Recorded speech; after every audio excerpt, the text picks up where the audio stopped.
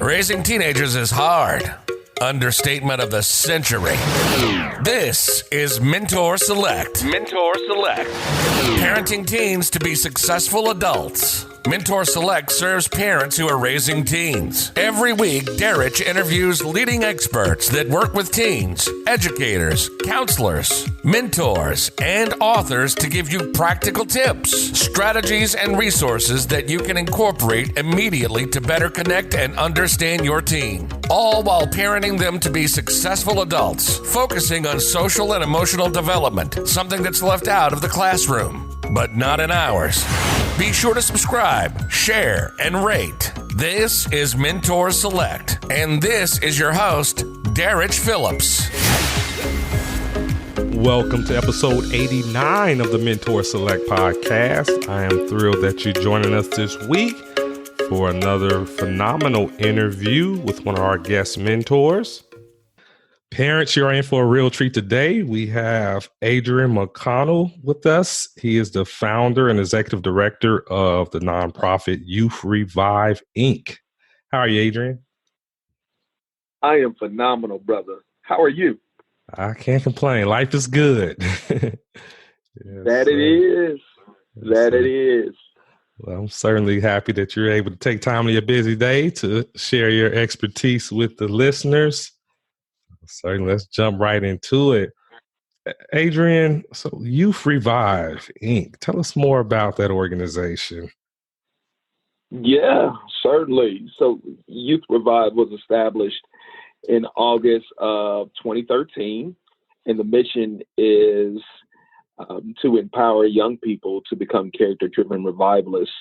A revivalist is simply someone who is interested in reconnecting, rebuilding, and reviving their own community. So that's our mission. And, our vision is really to see a nation full of character-driven young people that are extremely passionate about bringing revitalization to their own backyard. So Youth Revive was established upon the idea of community and the idea of giving young people an opportunity to be a voice for transformation. Okay. So it's been an exciting journey, and we've seen some amazing work being done on the behalf of young people over the last 7 to 8 years since the start of our organization. Okay. Wow. That's awesome. Incredible mission and vision. Wow. Love it. Now, wow. Especially that phrase, character-driven revivalist. That's a tongue twister. Yeah, man. Yeah. Well, the term revivalist, it's always been, but we redefined the term to make it really beneficial to what we wanted to see transpire in communities on the behalf of young people. We really begin to analyze the impact of not just leadership, but the idea of character. So as I was looking at establishing Youth Revive, I was working with another nonprofit organization called the Dallas Leadership Foundation. Okay. And I was doing some programming in about 4 schools in collaboration with the foundation and 3 other nonprofit organizations. The program was highly emphasized on leadership. Okay. But what I began to analyze was you can have leadership skills, but still lack character. Absolutely. So I began to really ponder on that. And as I was considering building my own nonprofit organization by way of encouragement of some colleagues, that never left my mind. So I began to really consider some ways to engage youth by way of community, while yet helping them to understand the power and the validity behind them living a positive, high-driven, healthy character lifestyle. Okay. Wow. Yeah. So, I love that because, as you mentioned, there's a lot of emphasis on leadership and other areas of development, but you don't hear as much about character development. And to be able to focus on that with yep. youth, starting at building that Yes, sir. foundation, that is key. Yes, sir. Yes, sir. We found it to be extremely important. And, when we were building out our curriculum, which is actually entitled Ignite Me was launched probably about 5 or 6 semesters ago. Nevertheless, we begin to look at how do we tie in this character component with the idea of community development and community revitalization. So our curriculum from semester to semester has evolved into what it is today. We've made some tweaks and we've made some adjustments in order to be able to have a really solid curriculum that has a high-end focus on both character and community. Got it. Now, for some of the listeners who may not, they know what character means, but they may just kind of have like a vague concept of it. Can you tell us a little more what you mean by when you say character? Yeah, it really ties into one's values, one's morale, one's level of ethics, their willingness to be able to live on a basis of maybe a terminology that has been defined, maybe such as faith or perhaps family or one's view on finances or one's view on other terms that really define who we are as a people. So it's that character, it's that guiding force, it's that guiding light to let you know keep you on track. Yes, sir. In the right direction. Yep. Love it. Yes, sir. So Adrian, have you always been passionate about working with youth? I have, man. Now that passion has increased, of course. Initially, I was approached with an opportunity to serve youth by way of a church that I was serving at way back in the day. My pastor just approached me and was like, "Hey, we need somebody to work with our teenagers. Would you be interested?" And me being the good guy, I was like, "Sure." I didn't really give a whole lot of thought to what was being asked of me. I just wanted to simply wanted to honor my pastor by doing whatever it is that he needed of me. So that was years ago, man, and I've been serving young people in various capacities ever since. So whether that was me directly serving young people in a mentoring relationship or in some other capacity, it's always, the last 10 to 15 years for me has been all about being a help to young people. Okay, awesome. Now I know we have parents listening who say, okay, I'm all for that. I really want to help my teens develop just strong ethics and character. What would you be working on the front lines with youth? What's working? Yeah. What's helping them to develop that character? Well, firsthand, I believe that it's caring adults, character-driven adults that can rub shoulders with a young man or a young lady to help really be a beacon of light, to help them to see what life can potentially look like for them. Somebody that's going to help be some sense of guidance. Okay. On top of that, someone that's going to be resourceful, someone that's going to be available. I think that's what young people need. Of course, parents are highly, highly, highly important.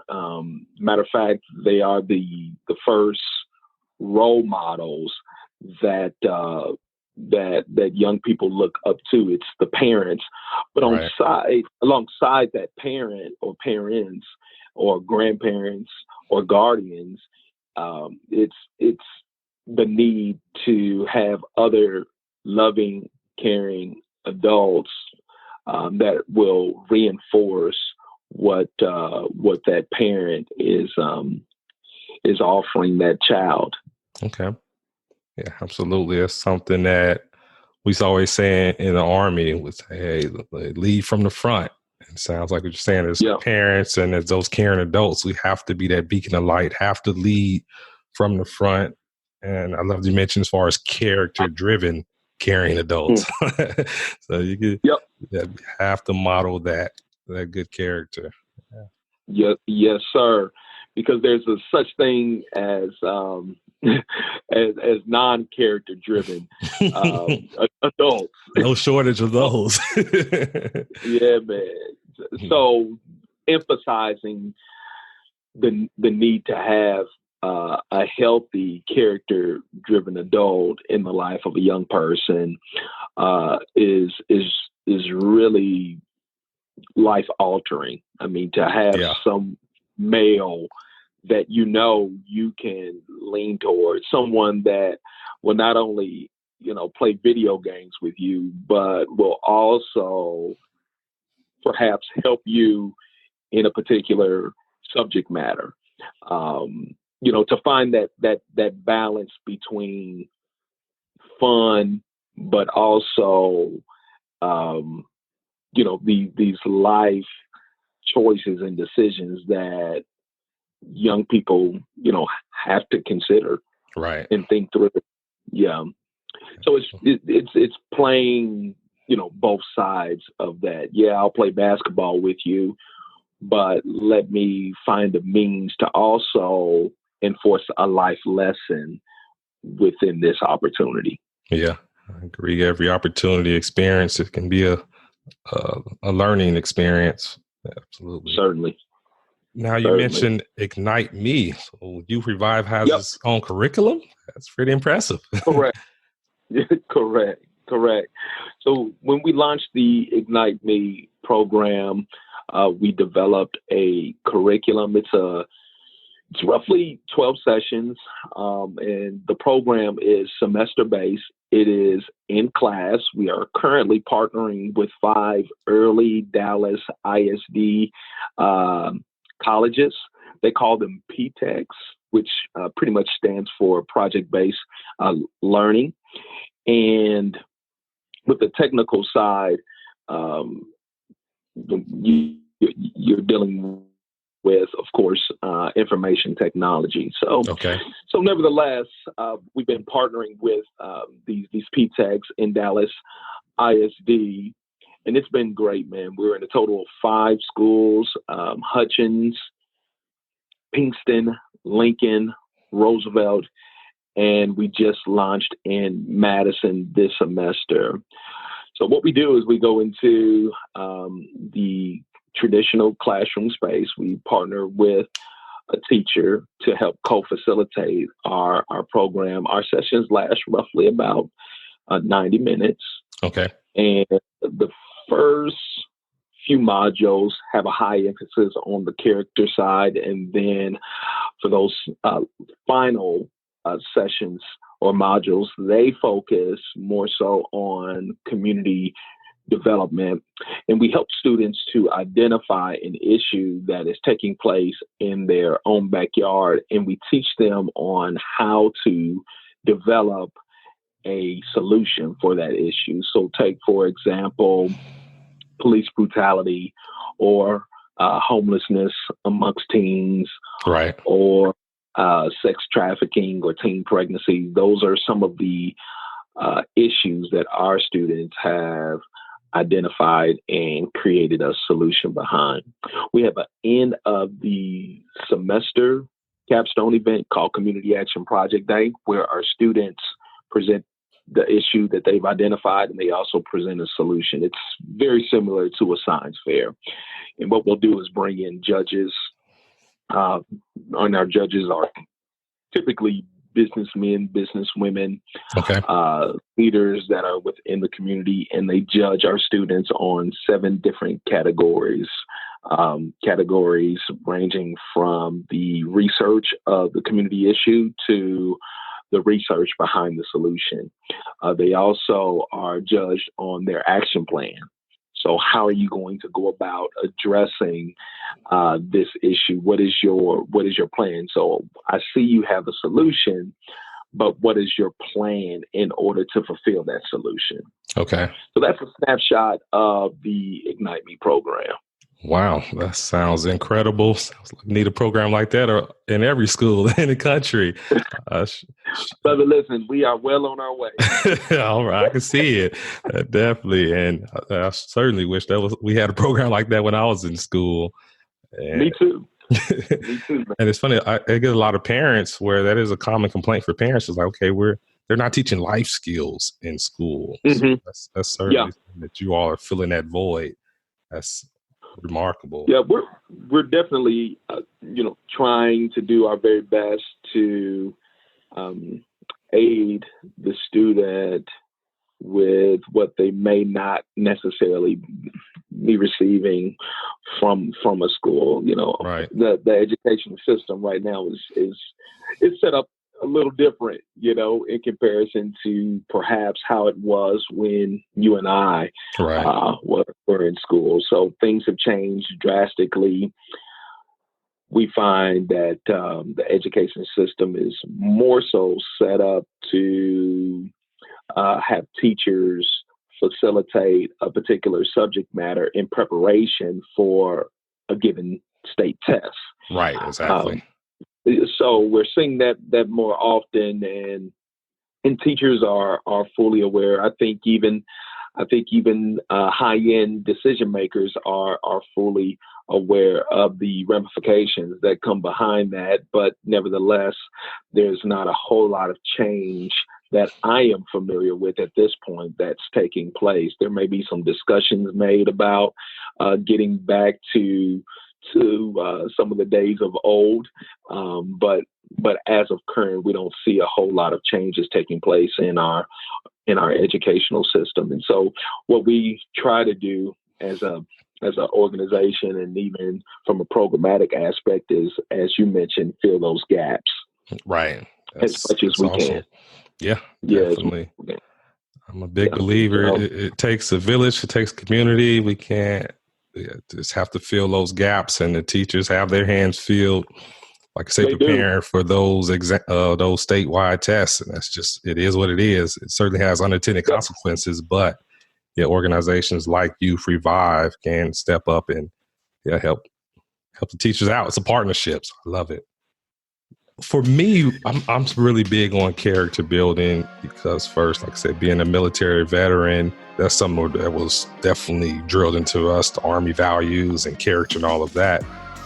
But seeing how it worked with a different demographic. So a couple of years ago, I started working, volunteering for an organization called the Prison Entrepreneurship Program, where they have business executives and owners come into the prison and teach entrepreneurship skills. But a big component of that program is character building. And you have men as hardened criminals, robbers, rapists, murderers, you name it. Upon release, after going through that extensive program, they did a complete 360. They're completely changed men, and it's amazing. So to see that transformation and seeing what many would deem the toughest population to teach those character building skills and all those different things, to see the impact it has, it's like, wow. So the organization like yours is doing it. You're more on the preventive side. You're catching them before they get involved and get caught up into the criminal justice system and all those things. So it's really great. That's awesome. Yeah. And that reminds me of a young man that we had in our program a semester or two ago, who had mentioned at the end of the program semester that he was really considering joining a gang, but now that he had participated within our program, he no longer, felt the need to participate and be a part of such a group. And so therefore programs of such, whether preventative or whether on a more reactive side, I believe has the power to bring about a change in the decision making of those individuals that are participants. Definitely, because a lot of times kids are joining gangs. They're looking for love. They're looking for guidance. They're looking for just some type of support system, some type of family. And if a gang is all they have available to them, then that's the best option for them at that point in time. But to give them healthy alternatives is priceless. One thing I want to make sure the parents caught is in terms of just how Ignite Me, the curriculum is structured. You said it's student identified problems or issues that they're dealing with, and then they create the solutions. So just tell us why that's so important. I think if they're given the opportunity, then they will definitely be able to identify not only the issues, but also the solutions. I think a lot of times students feel like, well, no one's going to listen to me, or no one cares enough to present me with an opportunity to bring about a difference. So I've heard it time and time again where students are like, hey, if only I had a chance, then perhaps maybe, I could address this matter or address this issue. On top of that, these are students that are living in very low social economical areas, and they are residents of these communities. They understand the sights, the sounds, the issues, right, more than an outsider would any day. Exactly.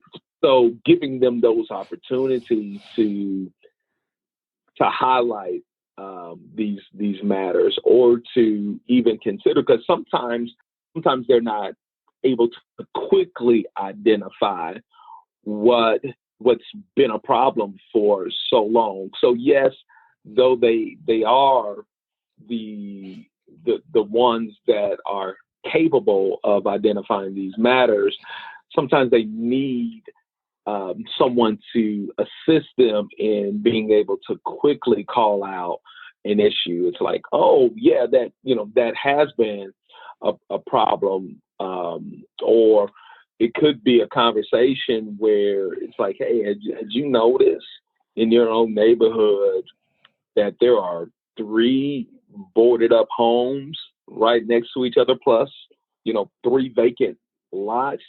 Why do you think that is? And so helping them to come into greater understanding by simply posing questions can really teach them a variety of different skills, and it can also teach them how to formulate a solution behind these issues that have really been brewing before they became a resident in their community.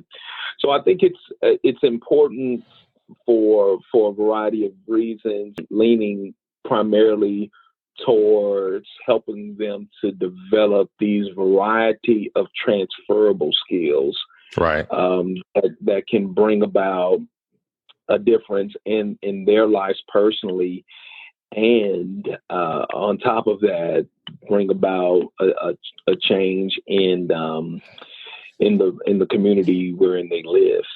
Definitely. And you mentioned, as far as developing those transferable skills, those problem solving skills, and being able to have an action plan and identify a problem and a solution. And like I said, having an action plan to implement that solution, that's transferable to certainly to college, to any job. That's a lot of That's skills where a lot of kids, once they graduate high school, they're lacking. Being able Yes, sir. to give them an environment where they can practice and develop those skills that's really priceless. Now, I'm sure when you do that, and also you're empowering them, you're giving them a voice. I'm sure you've heard some pretty incredible ideas and solutions as a result, right? Oh, definitely. Definitely. We have, from, students learning the impact of how to properly petition an issue. We've seen students do that, to students learning how to rally other students behind a solution for a given issue. We've seen students do that from, learning the power of voting and why one should get engaged in the political process.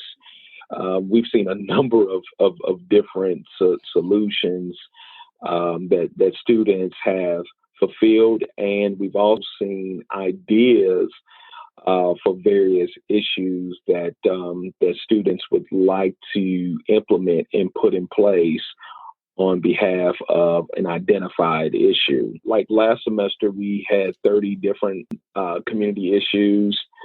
We had 30 student groups. Those student groups had between 4 to 6 students that were working collectively as a team on how to address an issue and on how to create a sustainable solution behind that issue. So we teach them, about the root causes of a given issue. Then we help them to identify a main root cause out of a list of issues. And then we say, hey, with your solution, how can we properly tackle this main root cause, and how does this main root cause, how does it help address the overarching issue that you've been able to identify? So helping them to make the parallels and make the connections has really been pivotal, and we've seen a high level of success behind students rallying around trying to really bring about transformation within their community. Awesome. Then it seems like you all make it fun, and you have the competitive side with it as well. Yep. That's cool. I'm sure they love that, competing, and then being able to bringing in those judges from the outside to provide additional feedback. It's just awesome. Yes, sir. Yes, sir. It's been really encouraging for me as a founder of the organization and the program, and giving these students an opportunity, because in some instances our students have been able to receive internships. We've had a number of students work with the Dallas Zoo. We've had a few work with a nonprofit organization called Family Compass. We've had a couple of students focus on advocacy with an organization called For Oak Cliff. So we have seen fruit by way of these issues that students have been able to create solutions for. And we have another student who is currently the only student on an advisory council for an organization called Interrupt. Interrupt focuses specifically on teen pregnancy here in North Texas. And one of our students, who was a part of a student group that focused on teen pregnancy, through that, she was able to become the only student that sits on their advisory council. Wow. So anyhow, a lot of different success stories, and we're just excited to see our students take their voice serious, and and utilize that voice to bring about change. Yeah, that's one thing I really hope that the parents really take away from just the whole program that you all created is just the importance of giving their teens a voice and giving them opportunity to exercise and develop those problem solving skills and really hearing them out and respecting their input versus, Yeah, like you said, as being an outsider, come in and say, okay, do this, that, and this, then that's not going to have the same impact as if you're giving them the voice and you're saying, hey, you're experiencing these problems firsthand. What ideas do you have? What solutions do you have? certainly. And I do want to emphasize that, none of this can be done without the character-driven adult. Right. Being seen as a mentor or a role model, however you want to define it. The adult is very, very needed and necessary in the work that we do. So you take what I just mentioned about the young lady who was working with Interrupt. Well, if it were not for the adult, making themselves available, then that opportunity would not have availed itself. Right. It was because the adult, the representative who works for Interrupt, well, if they did not give them their time to even participate in not just Community Action Project Day, but that representative by the name of Diana, she did not take out time to participate in some of the activities that we host in the classroom, then this opportunity would not have availed itself for the young lady who is named Karen. So, so that parent, that role model, that mentor is really a key asset to the student, to our students, and without them, the possibilities would not be there. Yeah, totally agree. And it also goes to show the importance of organizations like Youth Revive, just that exposure can become of exposing both the adults, the caring, character-driven adults to those youth. Yes, sir. During these exercises and helping them develop those transferable skills and exposing to different organizations, identifying root causes of problems, I think it also helps those teens identify some of their strengths and things they're passionate about that they may have never considered or didn't realize. Yes, sir. Definitely. We actually have a session that ties right into what you mentioned. And the focus is primarily on capacity building or capacity inventory. So what are your skills? What are your abilities? Because these are things that sometimes students overlook or they never really consider. So helping them to collect an inventory of their skills, and not just their skills, but it also ties into these abilities that a student may not have, but they desire. So we also highlight that, and then they also list what we classify as priority skills and how those priority skills can be utilized for community transformation. Awesome. That's great. Yep. Wow. Well, Adrian, you're giving us a lot of great insight. You are the expert. You definitely, like I say, you're on the front lines. And since 2013, you've been at this with Youth Revive? And I know prior you was working with youth as well. Correct. Yeah. Yep. Correct. That's a lot of impact that I'm sure that you all have experience over the years.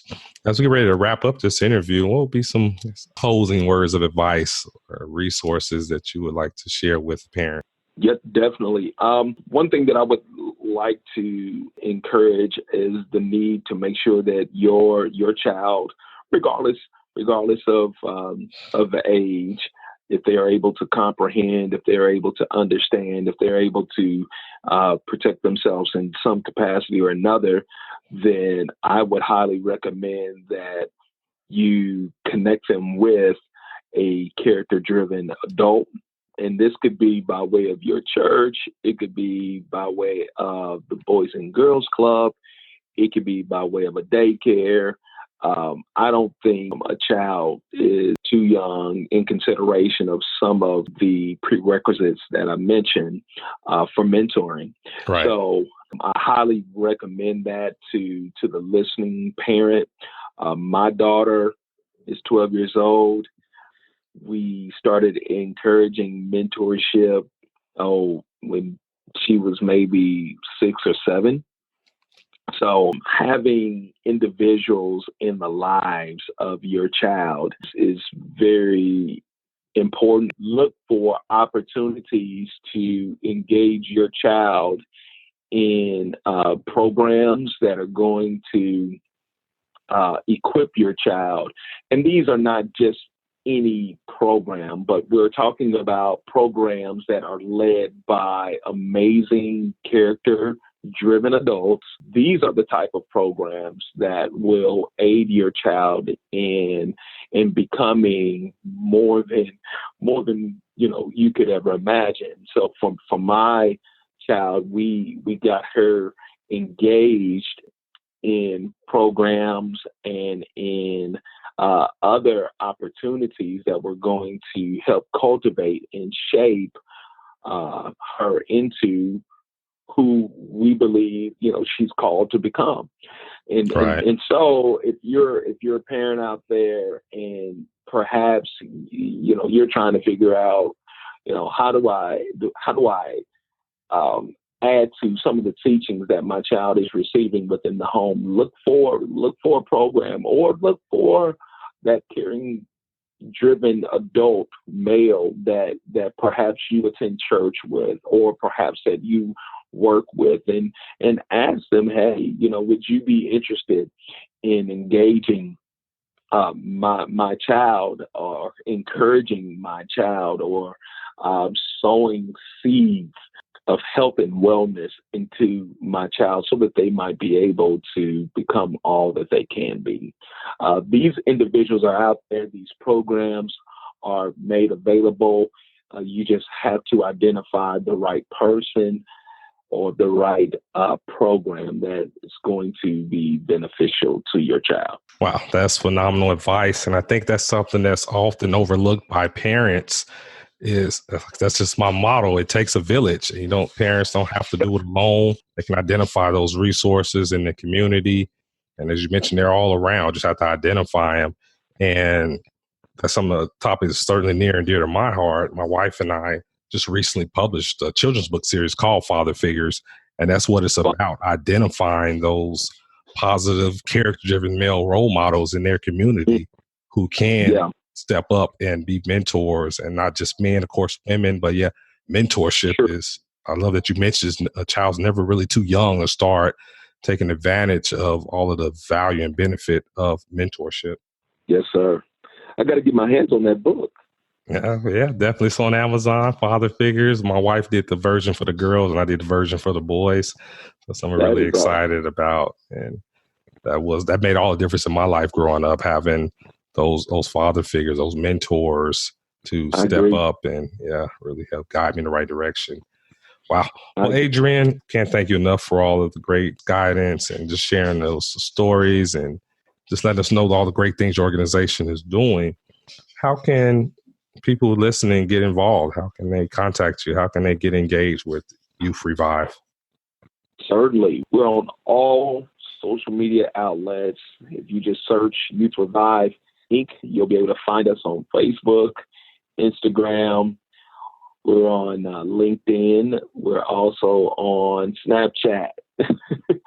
And you can find everywhere. us. We're everywhere, man. You can also find us at www.youthrevive.org. Again, that's www.youthrevive.org. You can also feel free to reach me directly at Adrian M. at youthrevive.org. That's ADRIANM at youthrevive.org. If you're not savvy with the email, then you can pick up a phone and contact us at 214-414-9449. Again, 214-414-9449. Thank you so much for having me today. It's a pleasure. Yes, there's no excuses. Not all type of ways to contact you. So that's awesome. And now, just make sure the listeners understand. So, Youth Revive is a nonprofit organization, correct? Correct. Yes, it is. And we're always looking for character-driven adults to volunteer.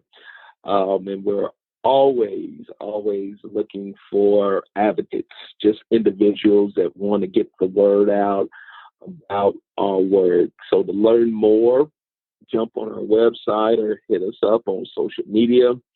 And please share. Share the work. If you become aware of a volunteer opportunity and it fits your schedule, it fits what you would like to get your hands involved in, then please feel free to reach out to us, and we'll do our very best to get you connected. You've been listening to Mentor Select. Mentor Select. Parenting teens to be successful adults. Hosted by Derrich Phillips. Raising teenagers is hard.